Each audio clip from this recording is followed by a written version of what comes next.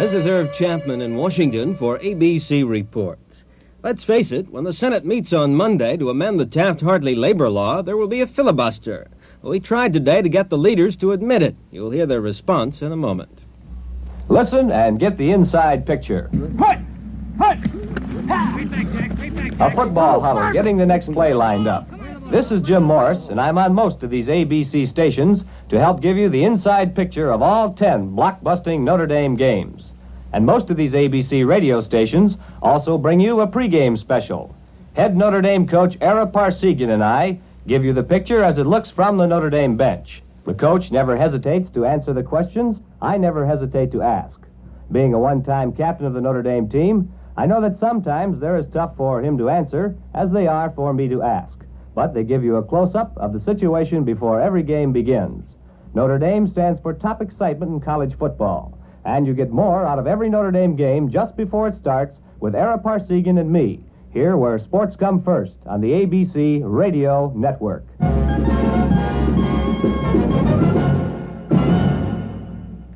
President Johnson has promised organized labor to seek repeal of Section 14B of the Taft-Hartley law, which allows states to ban the union shop. The bill comes up to the Senate on Monday, and Republican leader Everett Dirksen promises that he and 24 others will talk and talk until the bill is dead. But is it a filibuster? You know that I never use the term filibuster.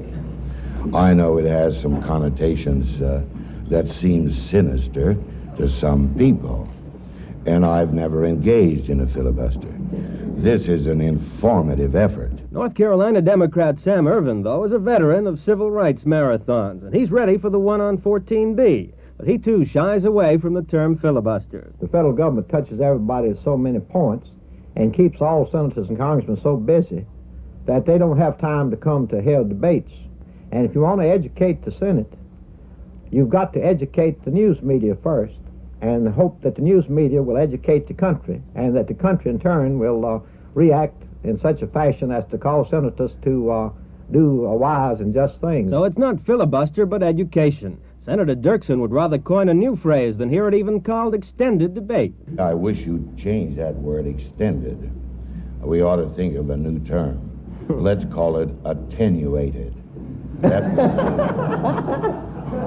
somehow it just moves and moves and moves. And in answer to subsequent questions, Senator Dirksen showed the new phrase is already part of his vocabulary. There will be live quorums at the end of every attenuated discussion. Senator Dirksen, are your throat and lungs in shape for Monday? They are very much in shape. All the captains of the day have been selected, and we are prepared to do battle and to do it with vigor. And whatever you call it, it starts on Monday. This is IRV Chapman in Washington for ABC Reports.